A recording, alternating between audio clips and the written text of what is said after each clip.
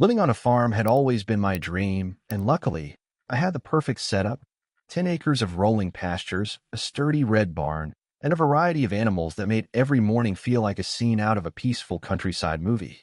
My property sat just outside the border of the suburban neighborhood known as Oak Ridge Estates, a cookie-cutter community ruled by the iron fist of a self-appointed tyrant named Karen.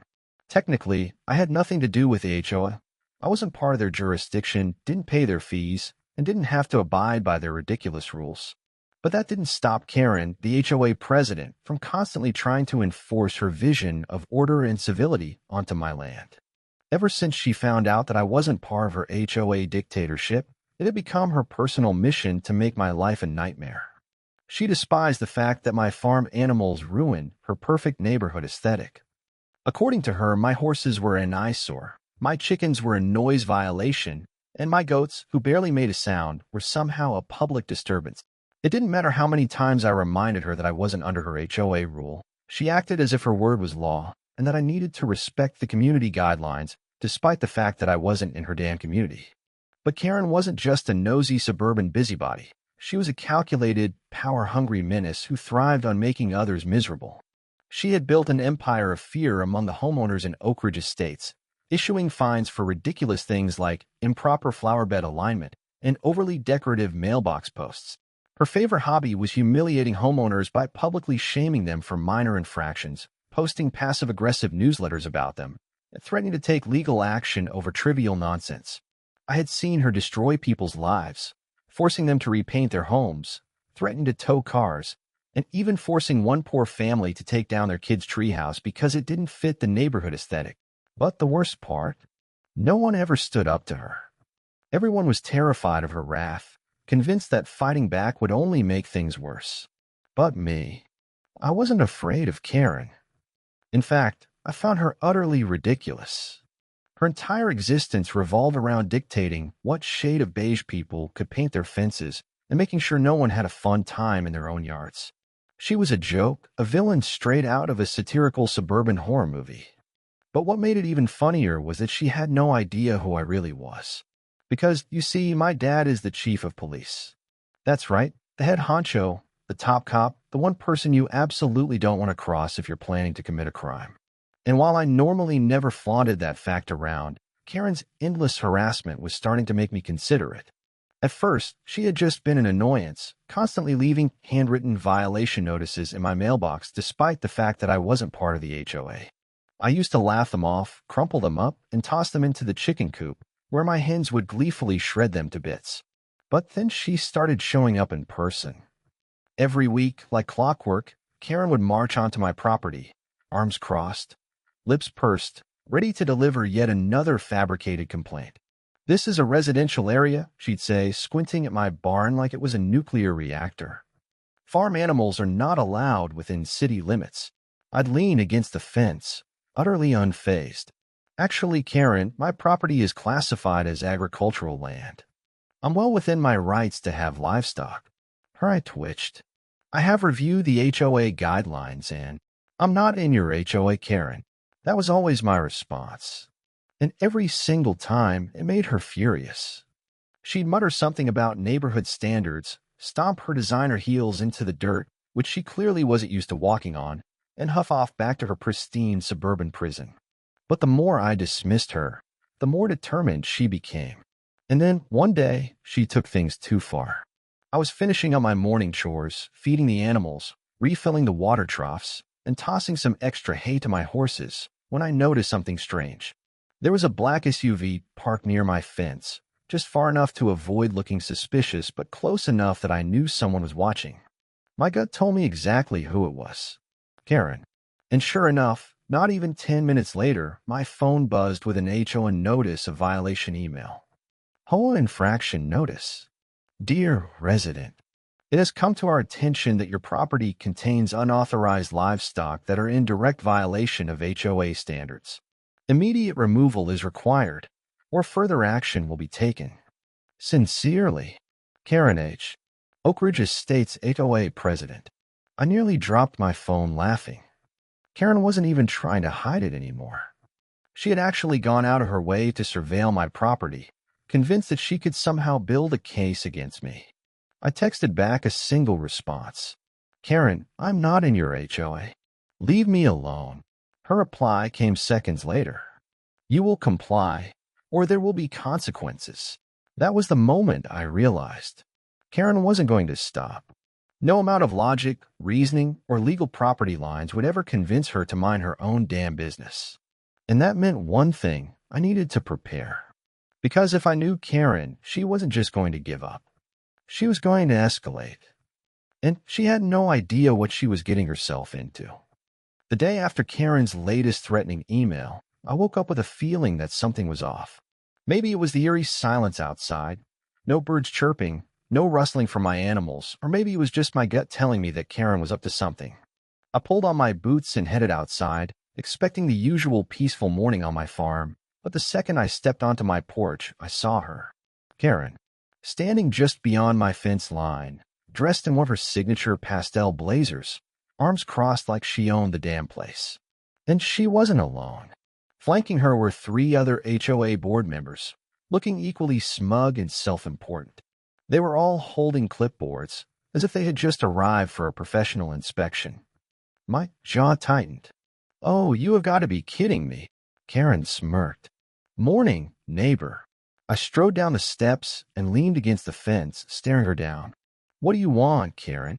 She gestured dramatically to my animals, my horses grazing lazily in the field, my goats climbing a wooden structure near the barn, and my chickens happily pecking at the dirt. We've received numerous complaints about your unsanctioned livestock, she said, flipping through the pages on her clipboard like she was reading from some official document. You've been in violation of multiple community regulations for far too long, and we're here to issue a formal removal order. I blinked. At what? Karen smiled, that condescending, one smile that made my blood boil. This, she said, thrusting a piece of paper at me, is an official notice from the HOA. You are being ordered to remove all livestock within 7 days, or legal action will be taken. I took the paper, eyes scanning the nonsense she had typed up. It was a complete joke, a bunch of legal-sounding gibberish meant to scare people who didn't know any better. I looked up at her, fighting back a laugh. Karen, I'm not in your HOA. Your rules don't apply to me. Karen's eye twitched. You live within the visual vicinity of Oak Ridge Estates, which means your property affects the aesthetic of our community, she snapped. The bylaws clearly state. I held up a hand. I don't care what your bylaws say, Karen. My land is agriculturally zoned. I can have as many animals as I want. The HOA members behind her shifted uncomfortably. They knew I was right. But Karen, oh, she wasn't backing down. She let out an exaggerated sigh. I was afraid you'd be difficult, she said, dramatically pulling out her phone. That's why I've already contacted animal control. I stiffened. You did what? Karen smiled. They should be arriving shortly. I took a deep breath, my patience hanging by a thread.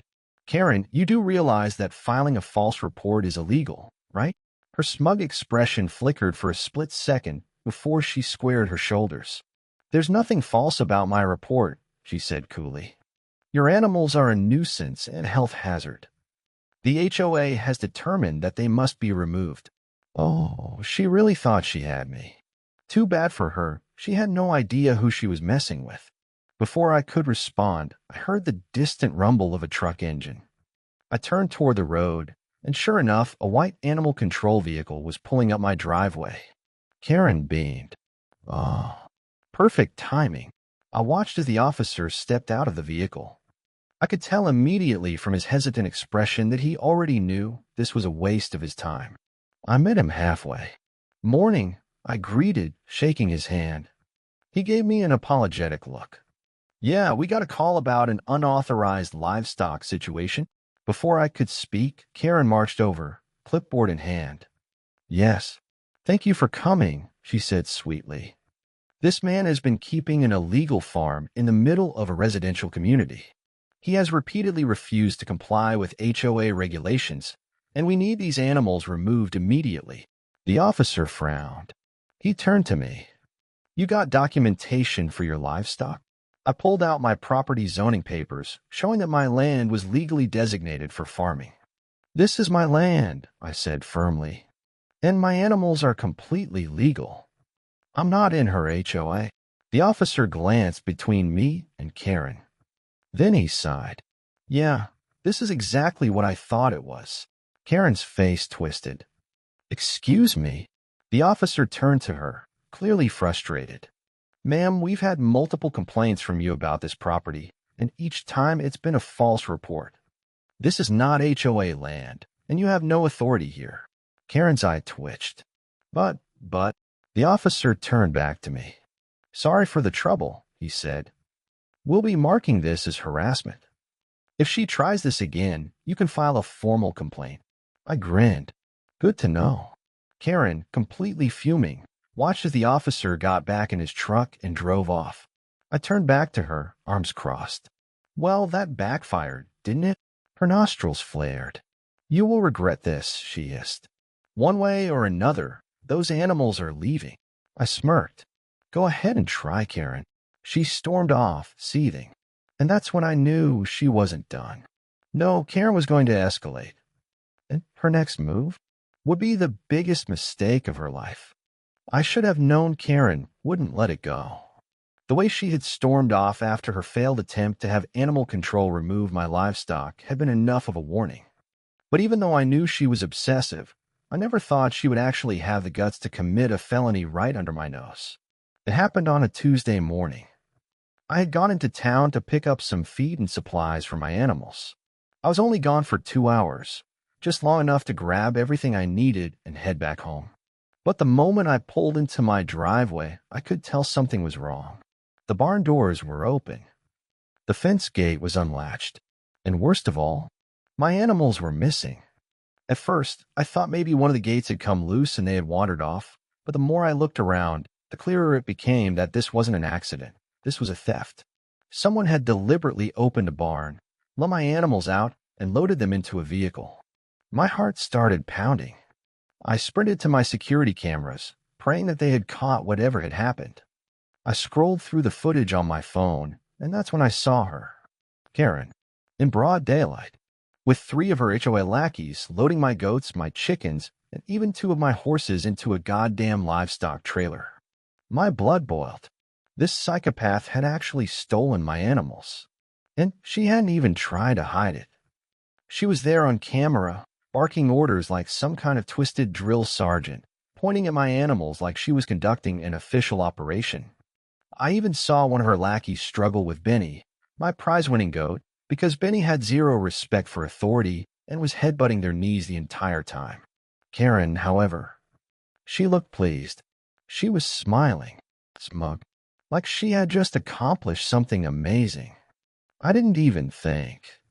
I grabbed my keys and got into my truck. I had one mission: find Karen and get my damn animals back. I knew exactly where to look. Karen was predictable. There was only one place she could have taken my animals: the Oak Ridge Estates HOA storage lot.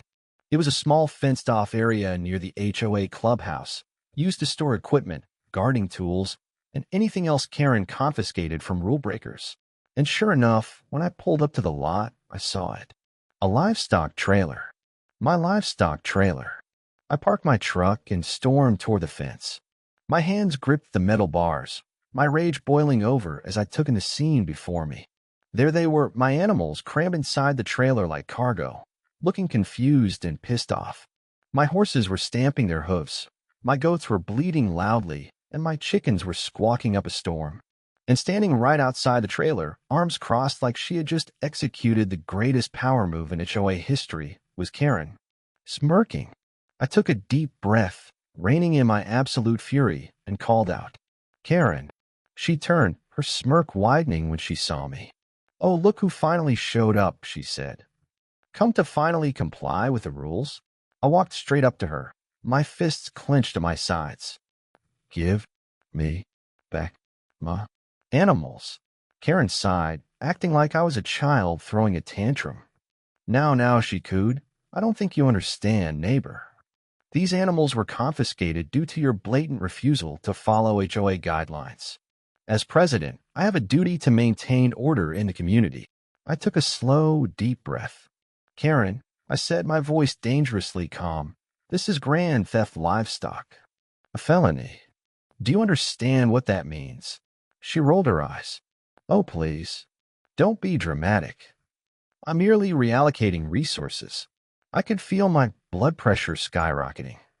Karen, you're trespassing. You stole livestock. You don't have the authority to take anything from me. You're going to return them right now, or I'm calling the cops. Karen smirked. Go ahead. I blinked. She actually wanted me to call the police. I narrowed my eyes. You seriously think you're in the right? Oh, absolutely, she said, crossing her arms smugly. You see, the HOA has the legal right to enforce community guidelines, and since your farm is an eyesore to the rest of the neighborhood, I am well within my rights to remove these animals. I stared at her. She actually believed this. She actually thought that her made-up HOA rules overruled the law. She thought she was unstoppable. She thought she was above consequences. And that's when I smiled, because Karen had no idea who she had just stolen from. Oh, you want me to call the cops? I said, pulling out my phone. No problem. I dialed a number, and within seconds, I was connected. Hey, Dad, I said casually, watching as Karen's smug expression faltered. Dad, she repeated, blinking. Yeah, I continued, making sure to speak loud and clear. You might want to send some officers down to the Oak Ridge HOA storage lot. Looks like I just caught some people stealing my livestock. Karen's entire face drained of color. The HOA lackeys behind her immediately started backing away. WH what? Karen stammered. Your dad is. I smiled. Chief of police. Karen froze. The blood drained from her face. For the first time ever, she looked scared. And she should be. Because in just a few minutes, she was about to learn exactly what happens when you steal from the chief of police's son. Karen stood there, her smug facade completely shattered, her face pale as she processed the words that had just left my mouth. She had stolen livestock from the chief of police's son. I could see the panic begin to creep in, the way her fingers twitched, how she instinctively stepped back, how her mouth opened and closed like a fish gasping for air. The HOA board members who had helped her? They were already trying to disappear. One of them, Jim, a meek-looking guy who mostly just nodded along to whatever Karen said, took a full step back toward the fence, as if debating whether it was worth making a run for it. I kept my phone to my ear, watching Karen's entire sense of superiority crumble. Yeah, Dad, I continued, making damn sure my voice was loud and clear. I'm looking at least 4 individuals involved in a livestock theft, trespassing, and possibly some property damage. They took my horses, my goats, my chickens. Hell, they even took Benny, and you know how much Benny hates strangers. Karen visibly flinched. Son, are you telling me that someone committed grand theft livestock in broad daylight? My dad's voice came through the phone, deadly serious. Oh yeah, I said, grinning as I locked eyes with Karen. And the best part? They think they're in the right. Karen snapped out of her frozen state. Wait, she blurted, hands raised like she could physically stop what was happening. Let's not be rash. I covered the phone mic and arched an eyebrow. Rash? Karen, you stole my animals. I was just following protocol, she stammered, her voice going up an octave. It was a neighborhood safety concern. I scoffed. Oh, really? So trespassing onto private property, stealing livestock, and storing them in a trailer in an HOA parking lot is part of neighborhood safety? Karen gritted her teeth. I had every right to. No, you didn't. The voice didn't belong to me. It belonged to Officer Martinez. Karen and her lackeys whipped around just in time to see 3 patrol cars pulling up to the HO lot, their flashing lights illuminating the scene. The moment the doors opened, I saw my dad, Chief Harrison himself, step out with a look that could make grown men confess to crimes they hadn't even committed. Karen visibly swallowed. Oh, Karen, my dad called out, his voice thick with sarcasm. Fancy seeing you here. Karen tried to regain her composure. Oh, Officer Harrison, there's been a misunderstanding. Chief, my dad corrected, his expression cold. It's Chief Harrison. And I don't think there's any misunderstanding here. He gestured toward the trailer, where my clearly distressed animals were still crammed inside, bleeding and squawking up a storm. Because from where I'm standing, it looks like you and your buddies just committed multiple felonies. Karen laughed nervously, looking around at the crowd forming. Homeowners had started peeking out from their houses, watching as the HOA's self-proclaimed dictator trembled under the scrutiny. Chief, you have to understand, I was just trying to enforce HOA guidelines. My dad's expression darkened. Karen, we've had to deal with your complaints, false reports, and power trips for years. But this, he gestured toward my stolen animals, who were still raising hell in the trailer. This is theft. This is trespassing. This is kidnapping farm animals like some cartoon villain. Do you have any idea how serious this is? Karen opened her mouth, but she had nothing. My dad nodded to one of the officers. Martinez checked the security footage. I handed my phone to Officer Martinez, who quickly pulled up the clip of Karen and her crew loading my animals into the trailer. As he watched, he let out a low whistle. Wow. You really just walked onto private property and stole a guy's horses, huh? He said, looking up at Karen. I mean, I was expecting at least a little subtlety. Karen turned beet red. I didn't steal them, she stammered. I was relocating them. Karen. My dad's voice was like thunder. Stop talking. Karen shut up immediately. Do you have any idea what the punishment for grand theft livestock is? My dad continued, crossing his arms. Because it's not a slap on the wrist. Karen's breathing grew shallow. Oh, up to 10 years in prison, my dad said, and fines of up to $10,000. Karen staggered back, looking like she was going to faint. But I'm the HOA president, she finally shrieked, as if that title meant anything. My dad just laughed. Oh, honey, that means nothing to me. And then he turned to Officer Martinez. Martinez, go ahead and read her rights. Karen's world collapsed. Wait, she spun toward the HOA board members, looking for support, but they were already backing away, throwing their hands up like they wanted nothing to do with her. You guys are just going to let them arrest me? Jim, the HOA board member who had been there during the theft, stammered something unintelligible before blurting out. Karen made us do it. Karen's head snapped toward him. You traitor. But it was too late. Officer Martinez had already cuffed her wrists. You are under arrest for grand theft livestock, trespassing, and conspiracy to commit theft, he began, reciting the Miranda rights as Karen's face contorted into an expression of absolute betrayal. I demand a lawyer, she screeched. Oh, don't worry, my dad said dryly. You're going to need one. As Karen was shoved into the back of the patrol car, the neighborhood erupted into whispers and hushed laughter. I saw people pulling out their phones, recording the scene, the downfall of the most tyrannical HOA President Oak Ridge Estates had ever seen. And me? I just smirked. Because justice had finally been served. The moment Karen was hauled away in the back of the squad car, it was as if a curse had been lifted from the neighborhood. For years, she had terrorized the residents of Oak Ridge Estates, enforcing arbitrary rules, issuing ridiculous fines, and acting like she was the queen of the land. But now she was sitting in the back of a police cruiser, her face twisted in fury and disbelief, as the people she had spent years controlling watched with glee. The HOA board members, the same people who had followed her orders without question, were suddenly scrambling to distance themselves from her. Jim, the spineless board member who had helped steal my animals, had already begun snitching the moment the cuffs came out. I didn't mean to, he blurted to Officer Martinez. I was just doing what Karen told me. She said we had to do it. That we had legal grounds. I thought. You thought wrong, my dad said flatly, watching him squirm. You and your buddies are just as responsible for the theft as she is. Jim's face turned ghostly pale. But I didn't. My dad just shook his head, completely unimpressed. Tell it to the judge. Karen, who had been thrashing in the back seat of the squad car, suddenly perked up. Wait, she screeched, shoving herself against the window like a trapped animal. Jim, don't let them do this to me. Tell them I was right. Jim turned, looking at Karen with wild, panicked eyes. Are you kidding me? He shrieked. We just got arrested because of you. I was protecting the community. Karen insisted, her voice borderline hysterical now. You have to tell them that. You have to.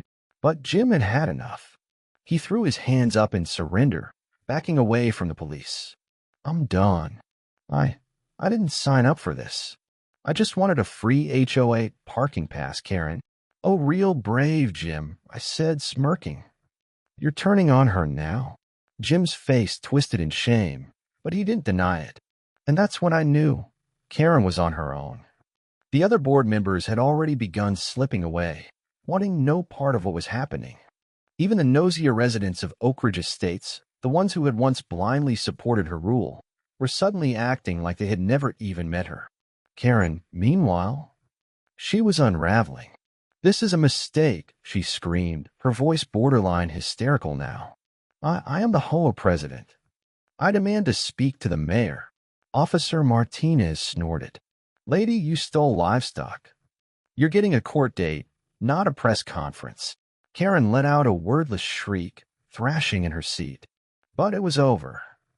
She had lost, and now she was about to pay the price. The court case, Karen's absolute destruction. The next few weeks were glorious.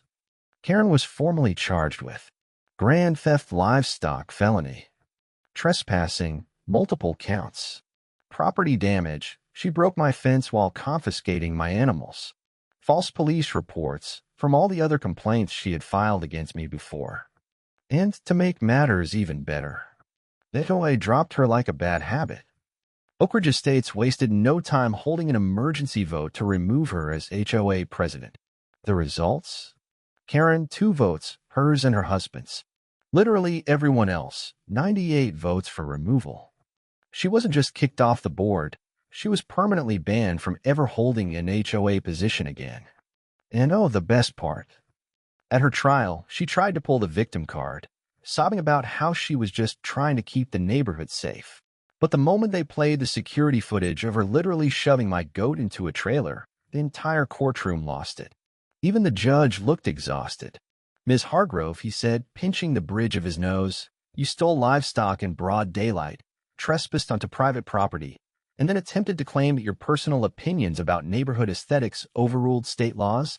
Karen sniffled, dabbing at her tears. You broke into a farm, the judge said, deadpan, and kidnapped a goat. Karen visibly cringed. Ms. Hargrove, the judge continued, you are sentenced to 1 year of probation, a $15,000 fine, and 200 hours of community service. What? Karen shrieked. Oh, and one more thing, the judge added, flipping through his notes. Since your HOA unlawfully attempted to enforce its rules beyond its jurisdiction, your entire neighborhood association will be subject to a full audit to ensure compliance with local laws. The HOA board members in attendance? They looked like they were about to throw up. Karen? She fainted.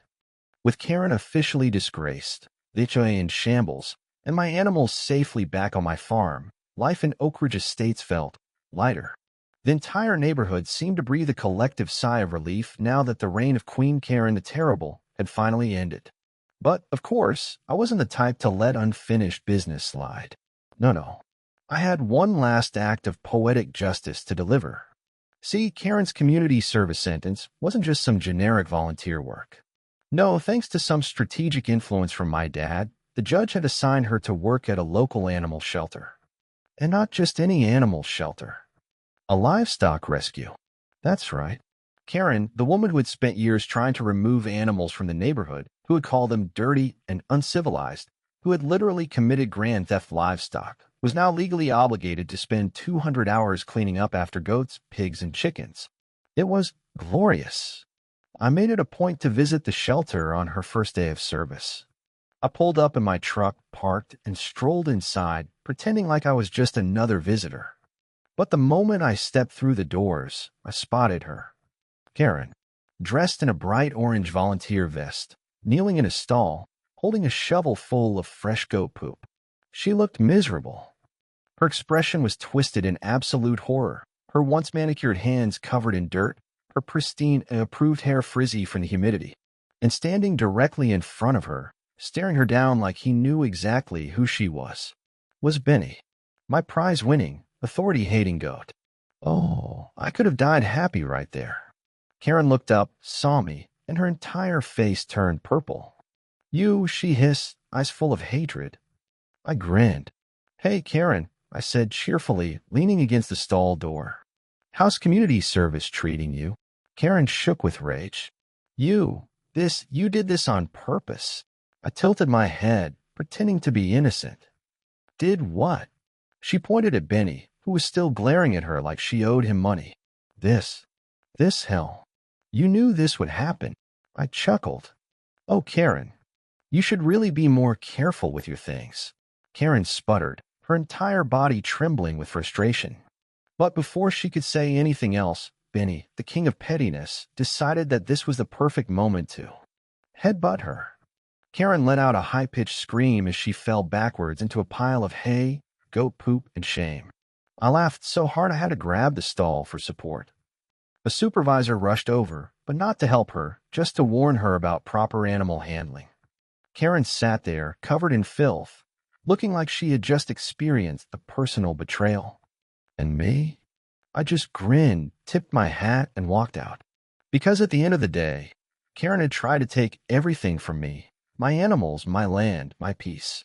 And instead, she had lost everything. And that was justice.